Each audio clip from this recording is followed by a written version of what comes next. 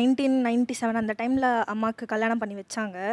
வச்சுட்டு ஒரு 3 டேஸ் இங்கே வந்துட்டு அம்மா வீட்டில் இருந்துட்டு போகலான்னு அங்கே போகிறக்குள்ளே வீடு லாக்கில் இருந்துச்சு. ஏன் இது லாக்கில் இருக்குன்னு கேட்குறக்குள்ளே உங்களை சேர்க்க மாட்டோம், நீங்கள் போயிடுங்க அப்படின்னு சொல்லிட்டு அப்பாவோட அம்மா சொல்லிட்டாங்க. சொன்ன உடனே அம்மா வந்து பாட்டிக்கு ஃபோன் பண்ணி சொன்ன உடனே, அங்கே நீ எதுக்கு இருக்க, கிளம்பி வந்துரு, நான் பார்த்துக்கிறேன்னு சொல்லிட்டு அன்னியிலேருந்து இப்போ வரைக்கும் அவங்க தான் எங்களை பார்த்துக்கிறாங்க. அவங்க வீட்டில் தான் நாங்கள் இருக்கோம்.